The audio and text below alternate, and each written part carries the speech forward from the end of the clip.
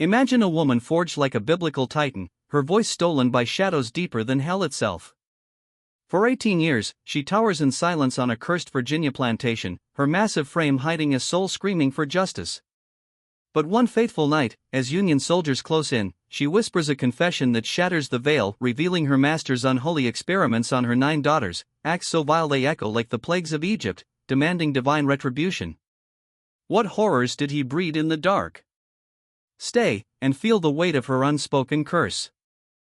In the scorched aftermath of the Henrico County Courthouse fire in 1865, amid the smoldering ruins of Confederate ledgers and forgotten debts, laborers unearthed a relic from the abyss, a rusted iron chest, its lock fused by flames, guarding secrets too profane for the light of day.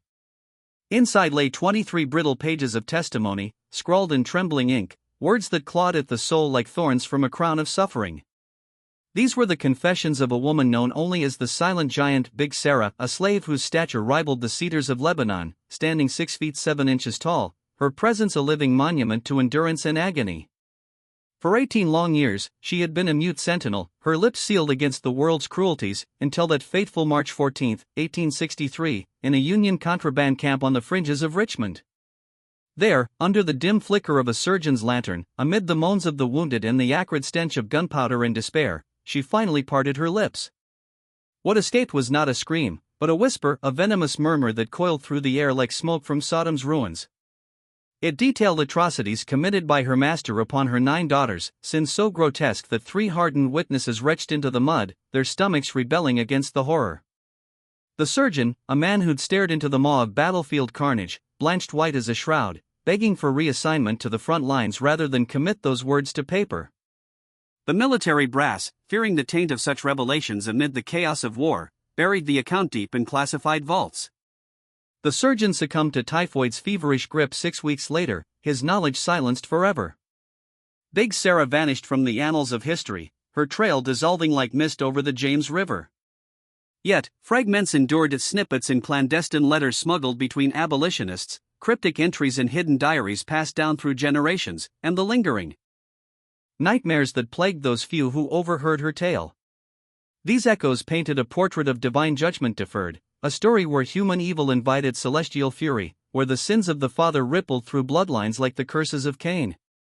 Before we descend into the shadowed groves of Greenbrier Plantation, where Big Sarah's ordeal unfolded like a parable of bondage and retribution, pause with us. If this tale stirs your spirit, subscribe to the channel, let your notification bell ring like a call to witness. Drop a comment below. From which corner of this fractured world are you tuning in? Share your state, your city, and perhaps a whisper of what haunts your own history. Now, let us cross the threshold into 1831, where the air hung heavy with the scent of blooming tobacco and brewing rebellion, and where silence was not peace, but the prelude to a storm of biblical proportions. The carriage wheels churned through the red Virginia clay that August morning in 1831, kicking up dust that shimmered in the relentless sun like fool's gold, false promises in a land built on broken backs. 70 miles southeast, Nat Turner's uprising ignited like divine fire, slaves rising with scythes and scriptures, their cries echoing the wrath of an Old Testament prophet. But here, on the sprawling 2,000 acres of Greenbrier Plantation along the lazy bend of the James River, isolation muffled such echoes. The estate sprawled like a serpent coiled in Eden, its tobacco fields stretching endlessly, leaves whispering secrets to the wind. Far enough from Richmond's bustling markets to breed solitude, yet close enough for its owner, Nathaniel Crowther, to weave his webs among the merchant elite. The main house loomed as a red brick behemoth, 3 stories tall, its white Greek revival columns, installed in 1828 to ape the grandeur of Virginia's planter kings, gleaming like bleached bones against the verdant backdrop. Behind it, a regimented row of 12 slave cabins squatted in the shadows, each a cramped purgatory of rough-hewn logs and dirt floors, housing 6 to 10 souls in air thick with sweat, despair, and the faint rot of unwashed hope. Conditions here were a notch below even the era's grim standards: leaky roofs that turned rain into torment, thin pallets infested with vermin, and rations that barely staved off the gnawing hunger that twisted bellies like guilt in a sinner's heart. Nathaniel Crowther, at 31, had clawed Greenbrier from the brink of ruin. Inherited in 1824 from his debt-ridden father, the plantation teetered on collapse, its name synonymous with failure among the Tidewater aristocracy. Crowther rebuilt it with ruthless precision, channeling tobacco profits into what he euphemistically termed strategic breeding programs. This was the dark underbelly of the domestic slave trade, blooming after the 1808 ban on African imports, a calculated alchemy turning human flesh into capital. His wife, Constance, had perished in childbirth 2 years prior, leaving no heirs to his crumbling legacy. Childless in wedlock, Crowther turned his gaze inward, his ambitions festering like an untreated wound, infused with a pseudoscientific zeal drawn from animal husbandry tracts. He envisioned not just survival, but supremacy, a lineage of slaves engineered for strength, obedience, and market value, a godless mimicry of God's creation. Into this forsaken paradise stepped the woman who would become Big Sarah. The wagon creaked to a halt before the main house, its chains rattling like the ghosts of Jacob Marley. She descended with deliberate slowness, her frame unfolding to its full, awe-inspiring height, 6 feet 7 inches of unyielding muscle and bone, shoulders broad as a yoke, hands vast enough to cradle a cradle or crush a skull. The slave trader, Vernon Caldwell, a wiry Charlestonian with eyes like polished flint, hawked her like prime livestock.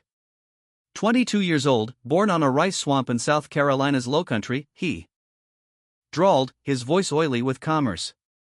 $800, Crowther, a steal for her breeding stock. He glossed over her origins, separated from a prior estate after an incident of defiance, details hazy as river fog. When pressed, Caldwell's face tightened like a noose. Saw something happen to her mama. Ain't uttered a peep since, white or black, makes no difference. Crowther circled her, probing with clinical detachment, teeth straight and strong, legs like oak trunks, stride mechanical, gaze averted to some invisible horizon. Her silence? A boon, not a burden. In her blank stare, he saw not trauma, but opportunity, a vessel emptied of rebellion, primed for his grand design. Unbeknownst to Caldwell, Crowther had hunted for precisely this archetype. His leather-bound journal brimmed with meticulous notations, heights, weights, reproductive capacities, a blasphemous ledger echoing the book of life but twisted for profit. Inspired by equine breeding manuals, he applied them to humanity, convinced his unchallenged intellect could forge superior beings.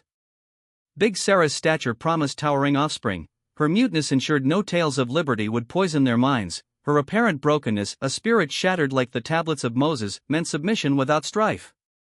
As the transaction sealed with a handshake slick as Judas's kiss, the other slaves observed from the fields, their tools pausing mid-swing. An elder named Bess, the quarter's unspoken matriarch, felt a chill snake down her spine despite the August heat. "That woman's soul ain't just quiet," she murmured later to a fellow captive, her voice low as a prayer. "It's armored. Seen that look on folk who've stared into the devil's maw." Words fail when evil's the deep silence becomes a shield, a vow waiting for its moment. Crowther wasted no time. He assigned Sarah to the tobacco rows initially, her massive form bending to the earth like a felled giant, hands plucking leaves with eerie precision amid the buzz of cicadas and the crack of overseer whips. But within 14 days, he sequestered her in a derelict storage shack, isolated from the main cabins, a lonely outpost ringed by overgrown brambles, its walls creaking like ancient bones. Special management, he instructed Virgil Stanton, the overseer, a sadist with a face scarred by smallpox and a heart blackened by indifference. Stanton, accustomed to Crowther's eccentricities, complied without question, his whip idle for once. That September, under a new moon's inky veil, when shadows swallowed the world and stars hid like cowards, Crowther made his first nocturnal pilgrimage. Lantern in one hand, whiskey bottle in the other, a leather strap coiled at his belt like a serpent ready to strike. The cabin door groaned open, admitting him into the dim confines where Sarah sat on a straw pallet, her silhouette immense against the flickering light. 2 hours later, he emerged disheveled, shirt rent, knuckles raw and bloodied, but his face glowed with triumphant glee, eyes alight with the fire of conquest. "She's accepted her purpose," he confided to Stanton at dawn, voice laced with proprietary pride. Henceforth, Sarah's days blurred into field toil under the sun's merciless gaze, but her nights were Crowther's domain, forbidden to all others, a private hell veiled in isolation. No slave dared approach. Attempts at solidarity, Bess's tentative touch during a midday break, met with violent flinches, Sarah's body recoiling as if scorched, yet her lips remained sealed, a fortress unbreached. By December's frost-kissed mornings, when breath hung like specters in the air, Sarah's form swelled with the first fruits of Crowther's scheme. He noted it in his journal with clinical ecstasy, measurements precise, due date projected for late spring. Privileges followed: extra rations of salted pork, greens wilted but nourishing, fresh milk from the dairy cows, investments in his legacy. The slaves watched her belly grow through winter's grip, fields barren under snow that blanketed the land like a shroud of false purity. Crowther's visits persisted, rhythmic as tides, each leaving invisible scars. Gifts appeared, scraps of calico cloth, a tin cup, tokens for a favored beast, not a woman. Sarah moved through it all like a wraith, her silence deepening into an abyss, eyes fixed on infinity, body a vessel adrift on waves of unspoken torment. Bess confided to her kin, "Somethin' stirrin' over Greenbrier. Air's thick, like before a judgment storm. Birds shun her cabin, even the wind whispers warnings." Bess eschewed superstitions, but she recognized evil's footprint, human malice inviting divine ire, a planting of seeds that would reap whirlwinds. The storm broke on May 3, 1832, thunder cracking the sky like God's hammer on anvil, rain lashing the earth in sheets that turned paths to quagmires. Patience, the midwife, a weathered sage with hands calloused from ushering hundreds into this vale of tears, attended in the cabin's gloom. The birth unfolded in eerie quiet, no cries, no curses, no pleas to heaven. Sarah lay on her pallet, staring at the rafters where spiders wove webs like fate's intricate traps, tears carving silent rivers down her cheeks. The child emerged large, vital, a girl, limbs long as prophecies. Patience wrapped her in rags, placing her in Sarah's arms. The mother's gaze met the infant's, sorrow profound as Job's, foreseeing chains unbroken, sins compounded. Crowther christened her Delilah, inking her stats, 8 pounds 3 ounces, 22 inches. Exemplary, he scrawled. Foundation secured. He visited next day, silver rattle in hand, a bauble clashing against the squalor, his smile predatory, oblivious to the spiritual storm brewing. For Delilah's first year, Sarah nursed her in relative peace, Crowther's husbandry texts advocating maternal bonding for robustness. But his visits resumed, and by 8 months, Sarah swelled anew. The cycle entrenched, Rebecca in March 1833. Judith in November, Ruth in July 1834, each birth a silent vigil, Patience noting Sarah's unyielding quiet, her gaze a well of grief. Crowther's journal swelled with data, his delight palpable. All daughters, no sons by chance or curse, each inheriting Sarah's height, a genetic echo amplifying his vision. He whispered of improved lines, daughters destined for breeding, a pyramid of flesh multiplying wealth exponentially. The slaves murmured in hushed tones, this was no mere concubinage, but a systematic desecration, echoing Pharaoh's enslavement, inviting plagues upon the house. By 1836, 6 daughters graced or cursed Greenbrier: Delilah, Rebecca, Judith, Ruth, Esther, Naomi. Delilah, at 4, towered like a 6-year-old, her frame a harbinger. Crowther relocated the elders to the main house, ostensibly for domestic training, polishing silver that gleamed like false idols, scrubbing floors worn by generations' feet. But house slaves glimpsed his watchful eyes, assessing with the cold calculus of a livestock judge, foreshadowing horrors when puberty dawned. Sarah's contact dwindled, Crowther severed bonds to foster ignorance, compliance a twisted nurture denying nature's ties. Yet he misread her silence, not surrender, but strategy, a coiled serpent awaiting its strike, infused with the patience of saints. Late 1836 brought omens. Overseer Stanton met his end, mule's kick splintering his skull, a poetic justice that slaves saw as heavenly intervention. His successor, Edmund Yancey, arrived from North Carolina, young, efficient, ice-sharp as daggers. He noted anomalies, the isolated giant, the cluster of light-skinned girls mirroring their master, and began his own ledger, curiosity a spark in the powder keg. Then, Sarah's 7th pregnancy, twins, discerned by Patience's probing hands. Crowther's glee bordered on mania, rations doubled, labor forbidden. Hannah and Abigail arrived March 22, 1837, amid spring's deceptive bloom, healthy girls, pushing the count to 8.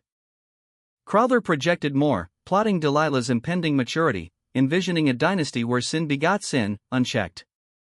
But postpartum, Sarah transformed. Patience saw it, eyes no longer vacant, but ablaze with resolve, a mother's fierce guardianship awakening like Lazarus from the tomb. Her silence held new weight, a vow of retribution, spiritual embers fanned into flame. The plantation air thickened, shadows lengthened unnaturally, as if Greenbrier teetered on judgment's edge. Bess felt it in her bones, evil's planted deep roots here. Crowther's playin' God, but the real one's watchin'. These daughters, they're not just blood. They're witnesses to a reckoning comin' like the flood. As the years pressed on, the girls grew under Crowther's shadow, their laughter, when it dared emerge, tinning against the plantation's oppressive hush. Delilah, now 5, scrubbed hearths where fires crackled like hell's preview, her hands raw, eyes mirroring her mother's distant stare. Rebecca trailed, learning to mend linens with stitches neat as prayers unspoken. The younger ones toddled in supervised clusters, their play infused with an innocence Crowther sought to harvest. Sarah, from her isolated vigil, glimpsed them in field's edges, fleeting visions that fueled her inner forge. Nights brought Crowther's intrusions, each a violation layering sin upon sin, but her spirit hardened, drawing from biblical wells, the endurance of Hagar, the vengeance of Jael. Whispers among slaves evolved into lore. Big Sarah wasn't broken, she was biding, her muteness a covenant with higher powers, awaiting the moment when silence shattered like Jericho's walls. Yancey's suspicions deepened. Late evenings, he'd pore over records by candlelight, the flame-dancing shadows across pages that revealed patterns, births aligned with Crowther's visits, daughters' features a damning mirror. He confided none, but his gaze lingered on Sarah's cabin, where lamplight sometimes flickered late, as if she communed with unseen forces. The twins, Hannah and Abigail, thrived anomalously strong, their cries piercing nights like omens. Crowther, emboldened, expanded plans. By 1838, Sarah pregnant again, her 9th child a girl, Leah born in agony's hush. Now 9 daughters, a number echoing biblical tribes, but twisted into bondage as mockery. The spiritual undercurrent swelled. Slaves reported dreams, rivers turning blood red, like Egypt's first plague, crows circling Sarah's cabin, harbingers of doom. Bess led covert prayers under moonless skies, invoking psalms for deliverance. The Lord is my shepherd, though I walk through the valley of the shadow of death. Sarah, though isolated, became a symbol, a living martyr, her silence preaching louder than sermons. Crowther, blind in hubris, saw only assets multiplying, ignorant that his stock harbored seeds of revolt, divine justice coiling in their veins. Yet cracks appeared. One stormy eve, as lightning forked the sky like God's accusatory finger, Delilah, now 6, slipped to Sarah's cabin edge, pressing a palm to the door. No words passed, but eyes met through a chink, mother's fierce, daughter's questioning. In that gaze, legacy transferred resilience, rage, redemption's spark. Crowther discovered, lashing out, but the bond endured subterranean, roots intertwining like those of the ancient oaks lining the drive. By 1839, as Delilah neared 12, Crowther's gaze shifted predatory. He spoke of maturation phases, journal entries feverish with projections, interbreeding lines for purity. The house slaves shuddered, whispering of incest's curse, invoking Lot's daughters as cautionary specters. Sarah's pregnancy ceased temporarily, her body a battlefield scarred but unbowed. Her eyes, now, burned with prophecy, a mother's love transmuted into holy fury, awaiting the catalyst. The plantation's atmosphere curdled. Tobacco yields faltered inexplicably, blight spreading like moral rot. Animals sickened, wells soured. Slaves attributed it to Sarah's unspoken curse, a spiritual miasma emanating from her soul's depths. Yancey, sensing the tide, began discreet inquiries into Crowther's past, letters to Carolina contacts, unearthing whispers of prior scandals, a vanished wife, suspicious debts paid in human currency. In this cauldron, Big Sarah endured, her silence a thunderhead gathering force. 9 daughters, each a thread in fate's tapestry, woven with threads of sin and potential salvation. The story's heart pulsed with themes eternal, guilt's inexorable weight, sin's generational echo, justice's slow but inevitable grind. Divine retribution loomed, not as spectral haunt, but as human consequence, Crowther's empire, built on sand, teetering toward collapse. As twilight draped Greenbrier in 1840, with war's distant rumbles foreshadowing greater upheavals, Sarah's whisper remained locked within. But the lock weakened, her soul's fortress preparing to unleash a flood that would drown the guilty, baptize the innocent, and etch her legacy into history's shadowed pages. The giant's curse, born of love's desperation, awaited its unleashing, a chilling testament to the soul's unbreakable will amid humanity's darkest depths. In the frost-bitten grip of November 1837, 6 months after the twins' arrival had reshaped Sarah's gaze into something forged in hellfire, the veil over Greenbrier Plantation tore open. The night air hung thick and unyielding, laced with the metallic tang of impending winter storms, the kind that howled through the James River Valley like the wails of the damned. Slaves huddled in their cabins, thin blankets pulled tight against the chill seeping through cracked walls, their breaths visible in the dim glow of dying embers. Then, shattering the oppressive quiet, screams erupted from the main house, a cacophony of rage and terror that pierced the darkness like a blade through flesh. Crowther's voice boomed first, a thunderous bellow laced with fury and pain, followed by the crash of something heavy, perhaps a candlestick toppling like the idols of Baal. The sound reverberated across the grounds, stirring the quarters like a divine alarm. Edmund Yancey, the overseer, bolted from his own sparse lodging, pistol gripped in his calloused hand, boots pounding the frozen earth as he raced toward the illuminated windows of the mansion. What awaited him inside would etch itself into the collective memory of Powhatan County, whispered in shadowed corners for generations, though official ledgers would bury it under layers of denial and omission, a sin too profound for ink to capture without staining the soul. Bursting into Crowther's study, where gas lamps cast elongated shadows that danced like demons on the polished oak panels, Yancey froze at the tableau of horror. 5-year-old Delilah, no, by then she was nearing her 6th year, her limbs already stretching unnaturally long like her mother's, cowered in the corner, her simple cotton dress torn at the shoulder, exposing pale skin marked by fresh bruises that bloomed like cursed flowers. Tears streaked her face, silent sobs racking her tiny frame, her eyes wide with the terror of innocence violated.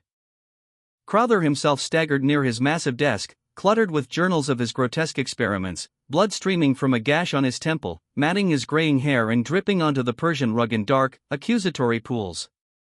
At his feet lay the brass candlestick, its base dented from the impact, a makeshift weapon wielded in desperation. And there, filling the doorway like a biblical colossus risen from exile, stood Big Sarah. Her massive silhouette blocked all escape, her 6'7" frame radiating an aura of unyielding judgment, the dim light etching deep lines of suffering into her features. In her enormous hand, she clutched a kitchen knife, its blade smeared with the faint trace of blood, not enough to kill, but enough to warn, glinting like the sword of the archangel Michael poised for reckoning. How had she escaped? Her cabin, that forsaken tomb of isolation, had been locked nightly since her arrival, its door reinforced with iron bars that groaned under pressure. Yet here she was, having traversed the shadowed paths undetected, drawn perhaps by a mother's primal instinct, a spiritual tether stronger than chains, echoing the bond between Rachel and her children in the scriptures, weeping for what was lost. What she had interrupted in that study was never committed to paper, but the air reeked of it, the heavy musk of violation, the disarray of Crowther's clothing, Delilah's whimpers painting the scene in strokes of moral decay. Yancey raised his pistol, the barrel trembling slightly as it aimed at Sarah's broad chest, the hammer clicking back with a sound like fate's decree. Time stretched into eternity, the room thick with unspoken accusations, the only movement the drip of Crowther's blood and the faint rustle of Delilah's ragged breaths. Then, in a moment laden with spiritual weight, Sarah did the unthinkable. For the first time in 6 years, since that fateful wagon ride into bondage, she locked eyes with Crowther, not the averted gaze of submission, but a stare searing with hatred so pure it could have been drawn from the fires of Gehenna. Yancey would later confess in his private letters to a distant kin that it chilled into his marrow, a look that stripped away pretense, exposing the soul's rot like the Judgment Day revelations. Holding the knife steady, she turned deliberately, her mechanical gait carrying her out into the night, not fleeing in panic, but retreating with the calm assurance of one who had delivered a divine warning.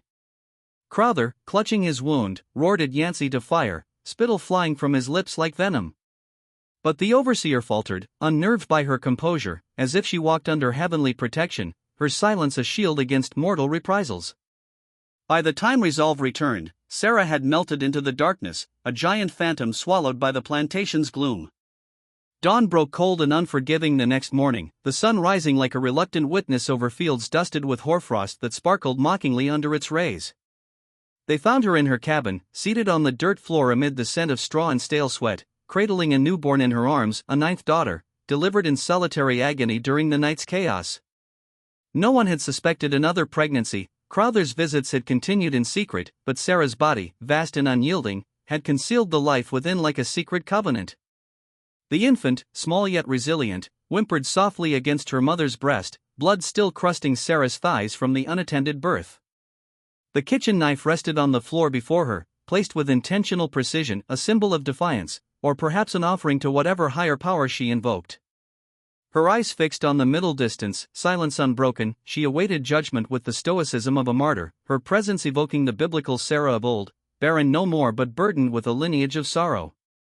Crowther faced a crossroads of his own making, his wound bandaged but began a clandestine journal, pages hidden in his cabin's floorboards, entries scrawled by candlelight, chronicling the plantation's descent into abomination. It was his confessional, a ledger of sins observed, perhaps a subconscious bid for redemption in a world where mercy was scarce. From December 1837 onward, Sarah's existence devolved into a living tomb, chained like the beasts in Revelation, visited sporadically by Crowther for his ritual violations, nights when the cabin's shadows deepened with the weight of unuttered prayers, and by patience for births or ailments, her hands trembling as she tended the giant's wounds. In that first year of iron-bound hell, Sarah bore her 9th daughter, Miriam, in silence amid the rattle of chains, the infant's cries the only sound piercing her muteness. She never cradled Delilah again, never whispered comforts to Rebecca or Judith, her maternal love transmuted into ethereal bonds, spiritual threads that defied physical separation. Yet her silence sharpened like a prophet's blade, honed by isolation, a weapon forged in the fires of endurance, echoing Job's unyielding faith amid affliction. The intervening years, from 1837 to 1845, warped Greenbrier into a parody of paradise, a domain even neighboring planters shunned as tainted ground. Crowther's fixation metastasized into full-blown mania, his days consumed by human husbandry studies in 2 repurposed rooms of the main house, walls papered with anatomical charts, shelves groaning under daguerreotypes capturing the daughter's growth in cold silver tones, measurements plotted like demonic constellations. He penned letters to agricultural societies and veiled inquiries to physicians, couching his horrors in euphemisms that skirted revelation, a blasphemous quest mimicking God's creation but devoid of grace. The daughters matured in segregated worlds, each a pawn in his chessboard of flesh. Delilah, turning 13 in 1845, loomed nearly 6 feet, her beauty a double-edged sword drawing gazes laden with pity and predation. Crowther paraded her as his ward to guests, a veneer of propriety cracking under scrutiny, while private hours echoed with unspoken atrocities, the rustle of sheets, muffled sobs that house slaves absorbed like sponges of sorrow. Rebecca, Judith, and Ruth toiled in domestic drudgery, polishing silver that gleamed like false promises, their flinches at Crowther's touch betraying the nocturnal invasions. Esther and Naomi assisted in the kitchen, under the watchful eye of the cook, Dinah, a stooped elder whose gentle guidance was quiet rebellion, seasoning meals with whispers of resilience. The youngest, Hannah, Abigail, Miriam, lingered in the quarters, summoned for inspections where Crowther's eyes appraised like a money changer in the temple, profaning innocence. Sarah, entombed, faded from view, windows boarded, plunging her into perpetual twilight, Neil slid through a slot like alms to the afflicted. Weekly, chained excursions to a fenced pen allowed brief sun, where slaves glimpsed her transformation, hair silvered like wisdom's crown, frame gaunt despite rations, eyes ablaze with an inner fire that evoked the burning bush, unconsumed yet illuminating. Yancey's journal swelled with damning details, timelines of violations, Delilah's tear-streaked mornings post-13th birthday, Rebecca's recoils at 12. No abolitionist, Yancey enforced bondage with brutality, yet this crossed into savagery, a line dividing order from chaos, civilization from the abyss. In September 1845, Reverend Thomas Sheffield, a wiry Methodist circuit rider with eyes afire for the gospel, arrived amid autumn's golden haze. Crowther, feigning piety for status, permitted Sunday sermons to the slaves, words of salvation ringing hollow in chains. Sheffield, unlike his peers, preached with genuine fervor, his limited justice still piercing the veil. Noting the cluster of mixed-race girls, eerily uniform in stature and sorrow, he queried Crowther, who boasted of exceptional breeding. Sheffield's face shadowed like a storm cloud, his request to counsel Sarah met refusal, her illness a flimsy shroud. That eve, under starlit skies, Sheffield conferred with Bess, her words veiled yet potent, chains, isolation, a mother's voiceless grief enveloping the land like a plague mist. Horrified, he confronted Crowther at dawn, a foolhardy stand, preacher against planter, denouncing the abomination, invoking God's wrath on those who crossed sacred lines. Crowther's retort was icy amusement, banishing him with threats of ruin. Powerless, Sheffield penned letters to his bishop and a Richmond ally, accounts archived like time capsules, awaiting war's upheaval to resurface as indictments. By December 1845, Sarah's cabin stirred with subtle omens. Patience, during a check, spied etchings on the walls, lines in fives, arrayed in 9 columns each a daughter's ledger, tracking ages, perhaps violations, a silent calendar of vengeance. Not mere counts, but prophecies, evoking prison tallies for the writing on Belshazzar's wall, foretelling doom. Patience confided to none, yet insomnia gripped her, visions of those marks haunting like divine scripts. Spring 1846 accelerated the reckoning. Crowther, 53 and swollen with hubris, expanded his empire. 3 tall women purchased, new cabins erected with chains ready, mirrors of Sarah's hell, a multiplication of sin like the heads of the beast. Slaves watched in dread, the air humming with foreboding, fields whispering of curses. Crowther's Richmond jaunts left Yancey in charge, his disgust ripening into moral fracture. In April, defying death, he unlocked Sarah's door, standing threshold-bound. She met his gaze, collar gleaming dully, chain taut. "I see it," he murmured, "the wrongs to you, to them. I can't halt it, but no, it's witnessed." Sarah pointed to her wall marks, a gesture of accounting, ensuring remembrance, a covenant sealed in silence. That summer, Delilah, 14, swelled with pregnancy, Crowther's seed, unspoken paternity a open secret. Pity and horror mingled among slaves, the second generation dawned, his line propagating like a viral curse. Greenbrier's soil seemed poisoned, yields waning, shadows lengthening as if heaven itself withdrew favor. Sarah's silence, now a thunderous void, pulsed with potential fury, a mother's love alchemized into apocalyptic justice, counting down to a flood of retribution that would wash away the guilty, leaving legacies etched in blood and spirit. The giant's vengeance simmered, her chains mere illusions against the unbreakable will of the divine. The winter of 1846 to 1847 gripped Greenbrier Plantation in an iron fist colder than the collar around Big Sarah's neck. Snow blanketed the tobacco fields in deceptive white, muffling the world outside while amplifying every creak, every muffled sob within the main house. The air inside carried the perpetual scent of wood smoke, beeswax polish, and something fouler, despair that had seeped into the very grain of the beams. In the kitchen, where great iron pots simmered over roaring fires and the heat turned faces slick with sweat, elderly Dinah, the cook whose hands had kneaded countless loaves yet never softened the cruelty of this place, found Delilah alone one evening. The girl, 14 and heavy with child, stood at the dry sink staring at nothing, her tall frame trembling like a sapling in high wind. When Dinah laid a gentle hand on her shoulder, Delilah collapsed into the old woman's arms, sobs racking her body as if her ribs might splinter. Through choking tears she whispered horrors no child should know, that she longed for death, that she had hurled herself toward the staircase only to be caught by Rebecca, that the nightly violations were eroding her soul like acid on flesh. Dinah held her tightly, rocking her as one would a much younger child, but offered no words. There were none. Language itself seemed profane in the face of such calculated desecration, a sin that mocked the very breath God had given. September brought the first crack in 15 years of absolute silence. Josiah, a stable hand with shoulders bowed from years of hauling feed in mucking stalls, was patching a rotted board on Sarah's isolated cabin when a sound stopped him cold. It drifted through the thin walls like smoke under a door, a voice, low and ragged from disuse, rough as river stone grinding against itself. Sarah was speaking not to him, not to the empty air in supplication, but to herself, reciting names in a relentless litany: Delilah, Rebecca, Judith, Ruth, Esther, Naomi, Hannah, Abigail, Miriam, over and over, rising and falling like waves against a prison shore. It was not madness, it carried the cadence of sacred ritual, a mother's rosary etched in vocal cords long dormant. Josiah fled the task half-finished, hammer still in hand, and sought out Bess in the quarters that night. When he repeated what he had heard, the matriarch's weathered face paled beneath the firelight. 15 years of silence, and now this an invocation in the dark. Something vast and patient was awakening, something that had slumbered behind those burning eyes, gathering force like floodwaters behind a crumbling dam. October delivered tragedy in merciless measure. 12-year-old Rebecca, whose spirit had always flickered brighter than her sister's, slipped away under a harvest moon, fleeing north through brambles that tore her dress and skin alike.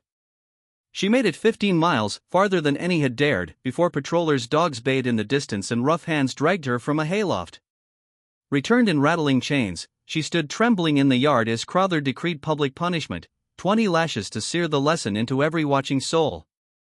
Yancey wielded the whip, each stroke a betrayal of his own fracturing conscience. He would later scribe in his hidden journal that it was the blackest act of his life. Rebecca screamed through the first 10, her voice raw as flayed flesh, then retreated into a silence deeper than her mother's for the final 10, her mind fleeing to some interior fortress where pain could not follow. When the blood-soaked shirt clung to her back, Crowther proclaimed she would be sold downriver within days, excised like a diseased limb lest she infect her sisters with dreams of freedom. What happened next stunned the assembled slaves into breathless stillness. Delilah, belly swollen, face pale but resolute, stepped forward into the whipping circle, her inherited height making her tower even in servitude. In a voice steady as a prophet's, she addressed her master directly, "You will not sell her. She is my sister. If you do, I will go to Richmond and stand in the public square and tell every soul, merchant, minister, matron, what you have done to us." Gasps rippled through the crowd. No enslaved voice had ever rung with such defiance before this planter king. Crowther's face purpled, veins bulging like cords, his hand rose to strike, but hovered, then fell. His gaze dropped to the curve of Delilah's abdomen, the vessel carrying his future profits, and calculation overrode rage. Through clenched teeth he commuted the sentence: Rebecca would not be sold, but confined for a month in the root cellar beneath the kitchen, dark, damp, alive with vermin, sustained on meager bread and water to contemplate her sins. A small victory, purchased at the price of future vengeance. Every soul present felt Crowther's pride store the debt like interest compounding in a ledger of hate. That same night, under a sky pricked with indifferent stars, Yancey broke protocol again.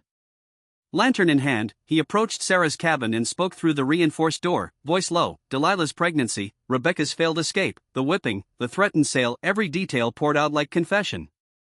Perhaps he acted from guilt, perhaps from a buried recognition that a mother, even chained, retained divine rights over her blood. Silence answered at first, thick as the frost outside. Then, from the blackness within, came Sarah's voice, deeper than imagined, gravel grinding after a decade of disuse: "They are mine." 3 words, yet they struck Yancey like icy lightning down his spine. Not possession in the legal sense Crowther claimed, but eternal identity. These girls had issued from her body, her pain, her endurance. What was done to them was done to her 1,000-fold. He retreated to his quarters convinced a cataclysm brewed, 15 years in gestation, its labor pains now unmistakable. November marked the grim anniversary. 15 years since Sarah's arrival in 1831. 15 years of systematic rape, hundreds of violations etched into her flesh and spirit.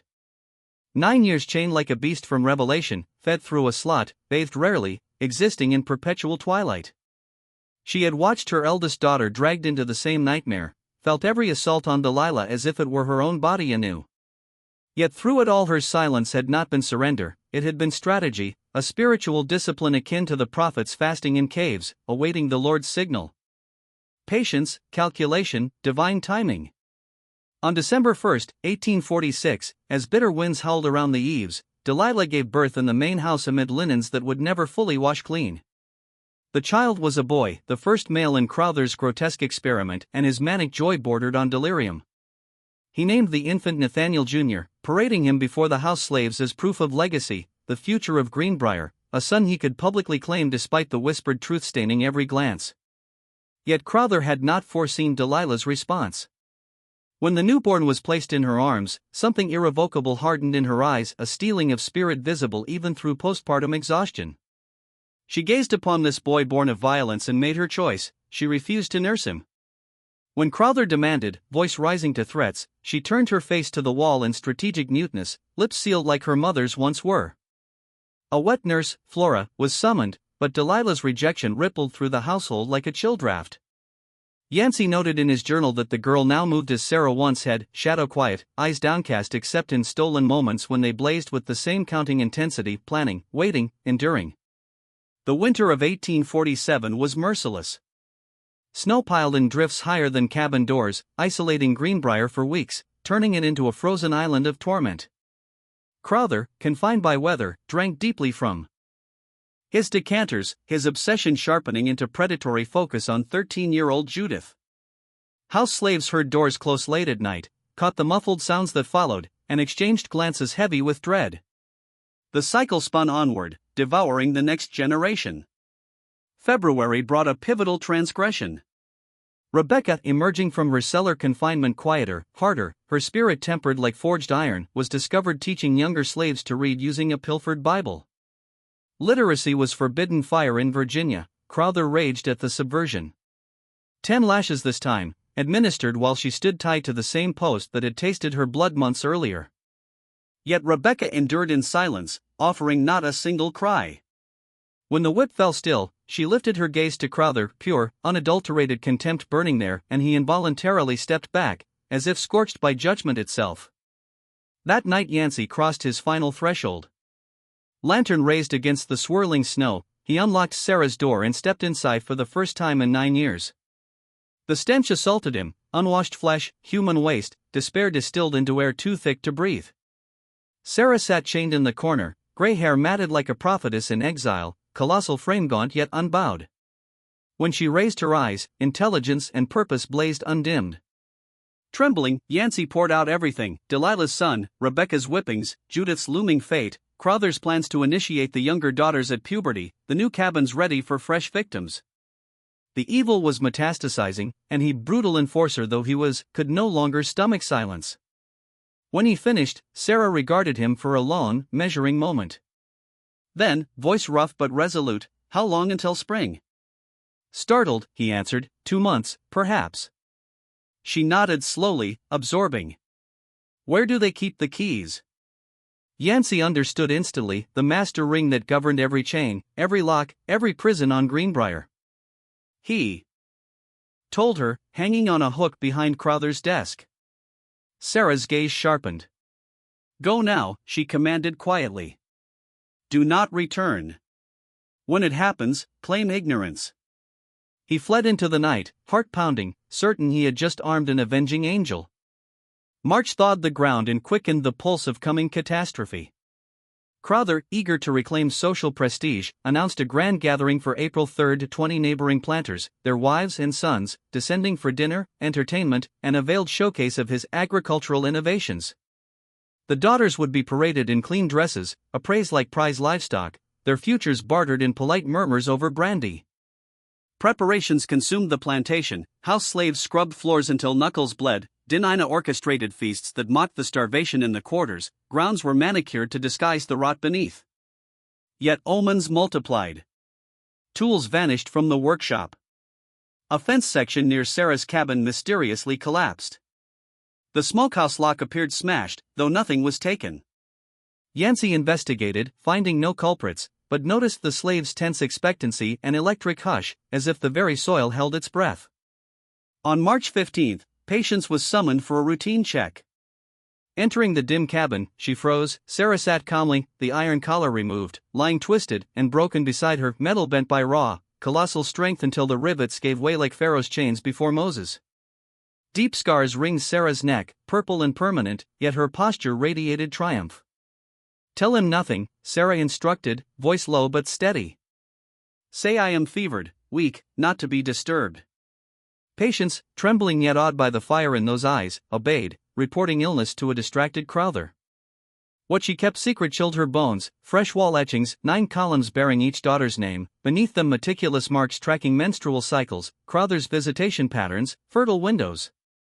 Sarah had transformed her prison into an observatory, studying her enemy with monastic precision, mapping sin's calendar like a general plotting war. In the week before the gathering, Sarah's cabin fell eerily silent. Food trays returned untouched. Yancey reported the anomaly. Crowther dismissed it as theatrics she would eat when hunger conquered pride. But Sarah was fasting for strength, weakening rear wallboards with patient leverage, testing her chain's weight as garrote or flail, listening to patrol rhythms, memorizing footsteps. Most of all, she communed with memories of 9 daughters, visualizing their faces, steeling her soul for what must be done to break the cycle forever. April 3, 1847 dawn radiant, sky flawless blue, dogwoods blooming in ironic beauty, air scented with spring's false promise. Guests would arrive by late afternoon, final preparations hummed. In the kitchen, great roasts turned on spits, silver gleamed, Delilah, Rebecca, Judith, and the others were dressed in pressed calico and sternly instructed: smile, serve, submit to inspection. The plantation sparkled outwardly, a polished facade over festering corruption. But beneath the surface, something colossal stirred. Big Sarah, freed from her collar, fortified by silence and maternal wrath, waited in the shadows of her weakened cell. The keys hung in Crowther's study. The daughters moved through the house like lambs marked for slaughter. And somewhere in the giant's chest, a heart that had endured 15 years of hell beat with the steady, inexorable rhythm of coming judgment. The storm that had gathered since 1831 was poised to break, and when it did, no chain forged by man would hold back the flood of a mother's divine retribution. April 3, 1847, unfolded under a sky washed clean by spring rains, the air heavy with the perfume of dogwood blossoms and the deceptive sweetness of honeysuckle, a floral veil over soil soaked in generations of blood and tears. Greenbrier Plantation shimmered in false splendor, lawns manicured to emerald perfection, the red brick mansion's white columns gleaming like hypocritical sentinels guarding a den of iniquity. Inside, the kitchen roared with activity, great copper pots bubbling with rich gravies, roasts turning on spits that dripped fat into flames hissing like serpents, the heat turning the room into a foretaste of judgment's fires. House slaves moved in orchestrated frenzy, faces schooled into neutrality, hands raw from scrubbing floors that would soon bear the boots of men who viewed human souls as commodities. Crowther drilled his instructions like a tyrant rehearsing his court: smile broadly, speak softly if spoken to, embody the docility and refinement. His program had forged a grotesque euphemism for systematic violation passed from mother to daughters like a hereditary curse. Delilah, Rebecca, Judith, Ruth, Esther, and Naomi, dressed in pressed calico that chafed against healing scars, moved through the preparations like somnambulists, their eyes glazed with the hollow compliance of those who had learned that resistance invited deeper torments. The younger ones, Hannah, Abigail, and Miriam, remained in the quarters, ostensibly spared the display but marked all the same for future unveiling. As sunset bled across the horizon in streaks of crimson evoking the plagues of Egypt painted on doorposts, carriages rolled up the gravel drive, wheels crunching like bones underfoot. Horses snorted steam into the cooling air, their harnesses jingling merrily against the undercurrent of dread. Laughter spilled from open windows, planters in fine broadcloth, their wives in silks rustling like whispers of condemnation, older sons already aping their fathers' predatory gazes. Crowther stood on the portico, arms wide in theatrical welcome, his face a mask of bonhomie concealing the mania that had consumed him. The party migrated indoors, crystal decanters clinking, voices rising in discourse on tobacco yields, tariff debates, and the festering national wound over slavery, men blind to the apocalypse brewing beneath their own roofs. None suspected that, in the isolated cabin at the plantation's edge, its boarded windows like blind eyes, its air thick with the stench of captivity, Big Sarah had completed her vigil. For weeks she had labored in secret, prying at rear wallboards weakened by patient leverage, each creak a prayer unanswered until the wood yielded. She had coiled sections of her hated chain around forearms and fists, transforming the instrument of bondage into armored gauntlets and a flail worthy of ancient warriors, a biblical irony, chains of oppression reforged into tools of deliverance. 16 years of calculation crystallized into resolve, from that first nocturnal invasion in 1831, lantern light casting demonic shadows as Crowther wielded whiskey and strap, to this moment, her silence had been no void but a crucible, tempering maternal love into unquenchable fury. At precisely 8 o'clock, as servants bore in platters of steaming delicacies and Crowther rose for a toast glass raised to progress and prosperity, in a voice oily with self-congratulation, Sarah emerged. Her colossal frame squeezed through the ragged opening, muscles atrophied yet remembering primal strength, moving with a fluid grace that belied 9 years chained. The night enveloped her like a cloak of divine invisibility, moonlight silvered her gray hair, scars on her neck glowing faint as stigmata. She did not head toward the lighted house, where vengeance might tempt. Prematurely. Instead, she ghosted toward the slave quarters, where her youngest, Hannah, Abigail, Miriam, slumbered in cramped bunks, dreams haunted by a mother's absent embrace. The cabin door yielded silently to her touch. She woke each girl with a massive palm gentle over trembling mouths, eyes locking in the dimness. Separation had spanned years, yet recognition flashed instantaneous, a spiritual cord uncut by time or tyranny, like the unbreakable bond of blood-echoing Hagar and Ishmael in the wilderness.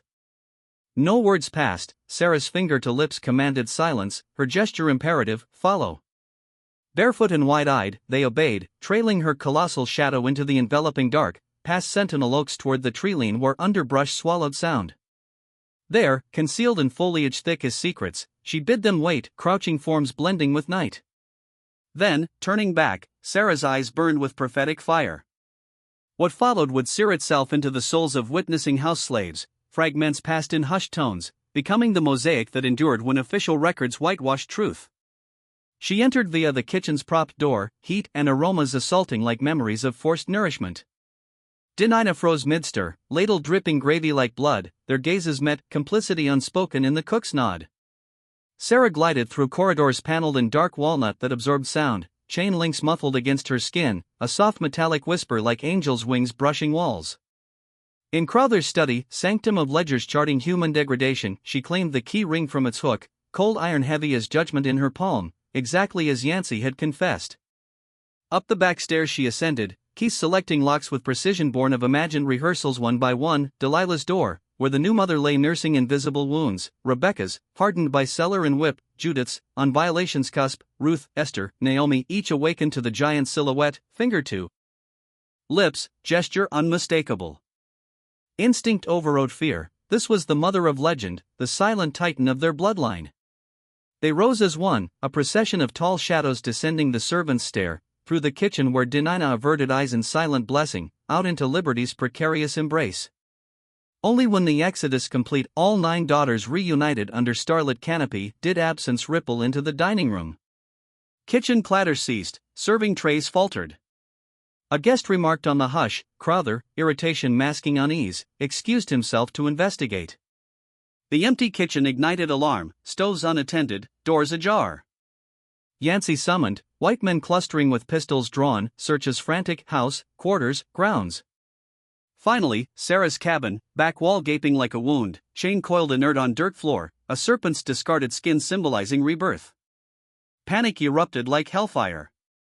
Crowther's screams rent the night, orders barked, lanterns kindled, hounds unleashed baying bloodlust. 20 armed horsemen thundered forth, a posse of Pharaoh's charioteers pursuing fleeing Israelites, determined to reclaim property lest example spark wider rebellion. But Sarah's foresight ran deeper. She led not north, the expected path to Quaker networks, but south and east, toward the James River's brooding currents. Years of observation from chained confines had mapped terrain in her mind, oxbows masking scent, thickets impeding hooves, river shallows confounding tracks. More crucially, subtle communications via patience, messages encoded in gestures, scraps, tones, had primed allies among slaves, diverting patrols with false trails, misdirected whispers. The hunters fractured into parties, scourging the night with torches that flickered like false stars, voices alternating threats and cajolements. Dawn April 4th brought exhaustion and futility, no footprints, no broken branches, no cries echoing. The earth had conspired, swallowing 10 women whole. Crowther's frenzy peaked. $500 reward posted, an astronomical bounty drawing patrollers county-wide. Weeks bled into months, nothing. Speculation festered like untreated wounds, underground railroad to Canada? Starvation in swamps? Or darkest rumor, Sarah's mercy, ending her daughters' lives rather than risk recapture into generational hell, a maternal sacrifice evoking Abraham's knife stayed by grace, yet here unflinching. One witness glimpsed truth's veil lifting. Yancey, riding solitary along the James on the 3rd day, his heart conflicted, rifle unfired, stumbled upon a sandbar mid-river, exposed by low spring waters. 9 cairns rose there, river stones meticulously piled, each crowned with a crude cross of lashed twigs, markers of graves or memorials, deliberate as ancient Hebrew altars. In the shallows nearby, water lapping her shoulders, stood Sarah, head visible, eyes locking with his across the flow. No plea, no accusation, only profound finality. Yancey raised no alarm, finger idle on trigger. Slowly, deliberately, she submerged, gray hair fanning like a shroud, body yielding to the current's inexorable pull. He waited, breath held, for resurgence, none came. The river, deep, swift, biblical in its cleansing fury, claimed her, whether by intent or force unknowable. Yancey wheeled his horse, reporting nothing. Searches dragged another month, fruitless. Greenbrier's downfall cascaded, inquiries unearthed the program, multi-generational incestuous breeding, exposed in whispers that horrified even hardened planters. Social exile swift as leprosy, invitations revoked, trade severed, debts called.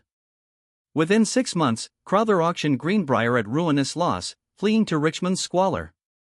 Paranoia devoured him, Sarah's face in crowds, footsteps in alleys, chains rattling nightmares. Death claimed him in 1852, age 59, alone amid empty bottles, obituary barren of heirs, legitimate or damned. Yancey abandoned overseering, settling in Charlottesville with a modest store. His journal, unearthed post-mortem 1881, illuminated the abyss.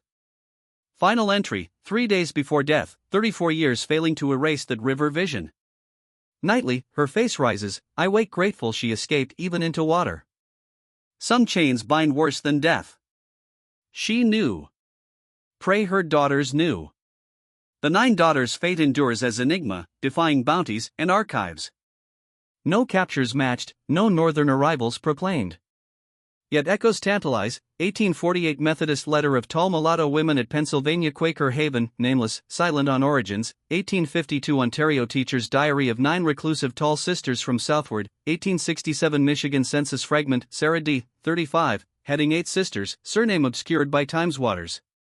Greenbrier withered, owners successive, each plagued by losses, workers fleeing watched sensations, night voices, walls etched with 9 lines reiterated like invocations. By Civil War, abandoned, house torched 1864, attributed to deserters or freedmen's vengeance. Ruins crumbled until 1923, today, scrub pine and honeysuckle reclaim the field, a 1994 marker noting mere existence, silent on atrocities. Yet the river remembers. 3 miles downstream, late summer low water reveals a sandbar where stone piles reappear, 9 cairns, deliberate, crowned occasionally with fresh twig crosses. Teens topple them, next year, rebuilt, tradition unspoken, perhaps descendants' homage, or spirits' persistence. Ultimate testimony surfaced 1908, Clara Pemberton's donation of Father Josiah Peton's papers, the clerk who hid a fragment from 1865's burned testimony. Sarah's words to why silence endured, words are what they used to lie. I had no words left that had not been stolen or twisted. So I saved my silence like a knife, sharp and clean until the moment I could use it to cut us free. My daughters learned from my silence that survival is not the same as submission. That waiting is not the same as accepting. That a woman who does not speak may still be planning how to burn the world that tried to break her. In this parable of endurance, we confront history's shadowed corridors, countless unnamed women whose agony slavery normalized into invisibility. Sarah's legacy whispers, silence can be strategy, maternal love apocalyptic force, divine justice slow but inexorable. Did they cross into freedom's light, or find peace in river's depths?